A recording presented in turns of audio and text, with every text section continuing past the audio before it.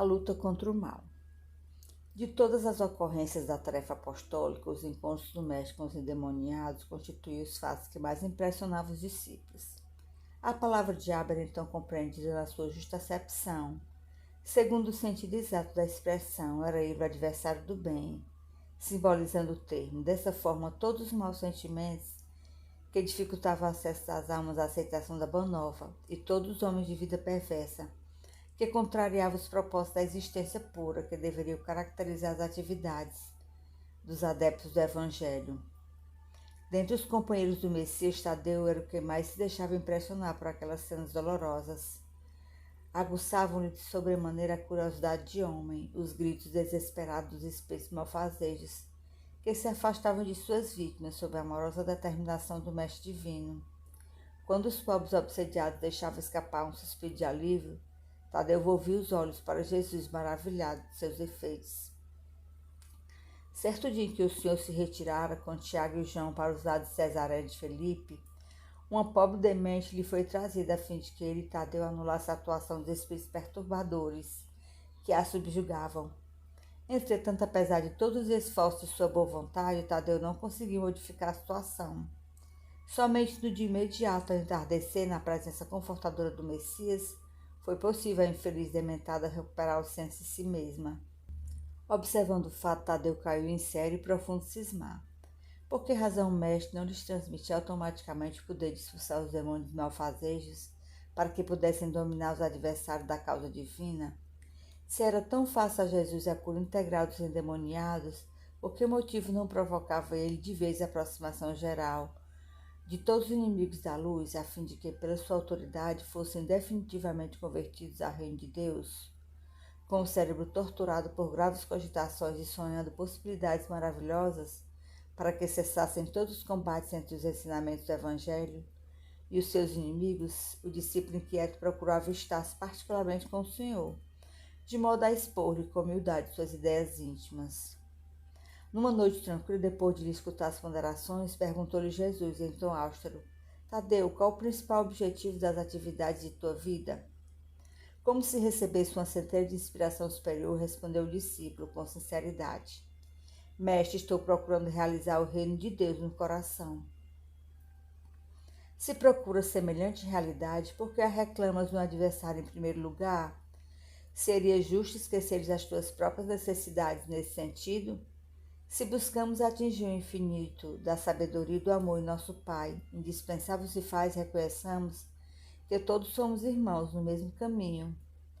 Senhor, os espíritos do mal são também nossos irmãos? Inquiriu admirado o apóstolo.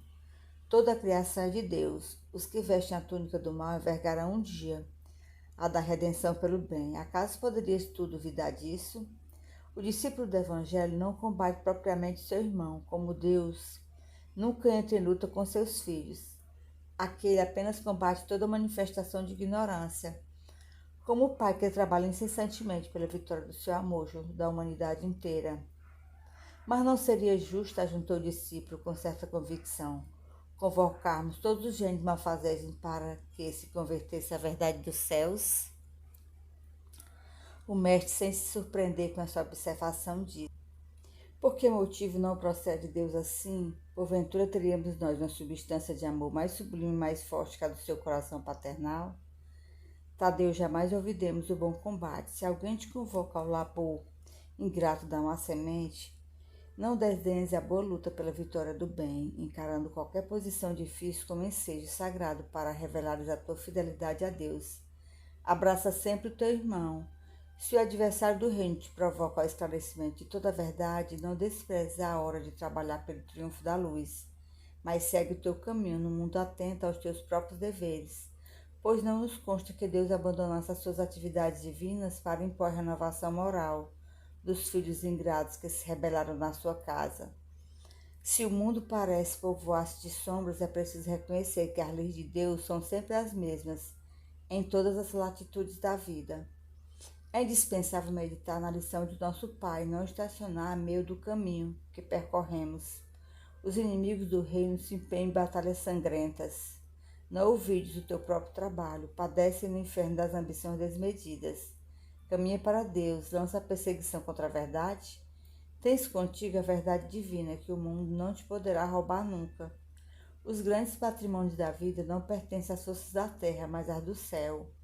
O homem que dominasse o mundo inteiro com a sua força teria de quebrar a sua espada sangrenta ante os direitos inflexíveis da morte. E além desta vida, ninguém te perguntará pelas obrigações que tocam a Deus, mas unicamente pelo mundo interior que te pertence a ti mesmo, sob as vistas amoráveis de nosso Pai.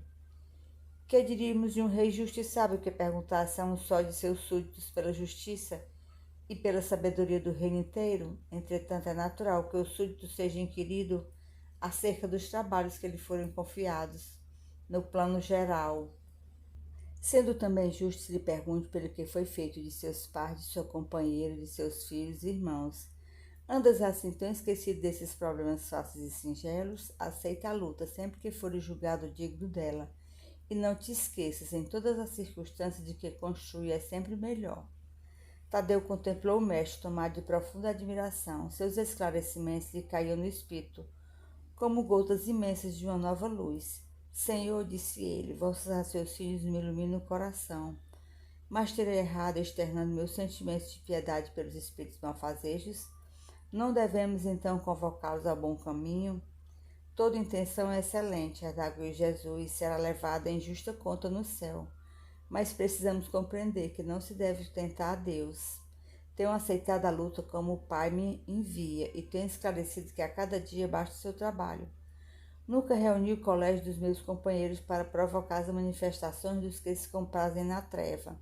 Reuni-os em todas as circunstâncias e oportunidades, suplicando para o nosso esforço a inspiração sagrada do Todo-Poderoso. O adversário é sempre necessitado que compareça ao banquete das nossas alegrias, e por isso, embora não tenha convocado, convidando somente os aflitos, os simples e os de boa vontade, nunca lhe fechei as portas do coração, encarando a sua vinda como uma oportunidade de trabalho de que Deus nos julga dignos. O apóstolo humilde sorriu saciado em sua fome de conhecimento, porém acrescentou, preocupado com a impossibilidade em que se via de atender eficazmente à vítima que o procurara.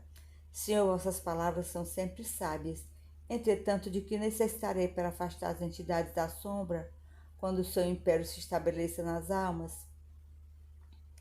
Voltamos assim ao início das nossas explicações, retrucou Jesus, pois para isso necessitas da edificação do reino no âmago do teu espírito, sendo este o objetivo de tua vida. Só a luz do amor divino é bastante forte para converter uma alma à verdade.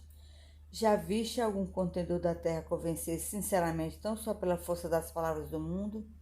As dissertações filosóficas não constituem toda a realização.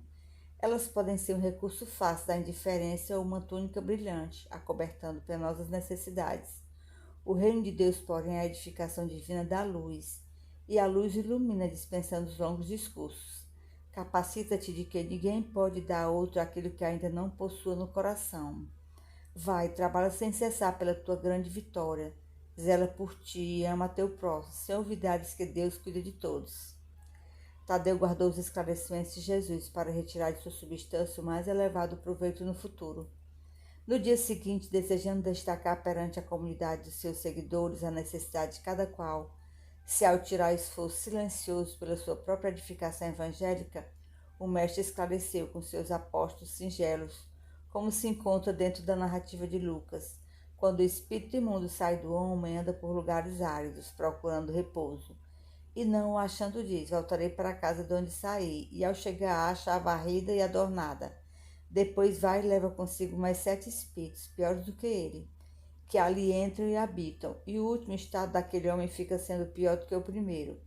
Então todos os ouvintes das pregações do lago compreenderam que não bastava ensinar o caminho da verdade e do bem aos espíritos perturbados e malfazejos, que indispensável era edificar cada um a fortaleza luminosa e sagrada do reino de Deus dentro de si mesmo.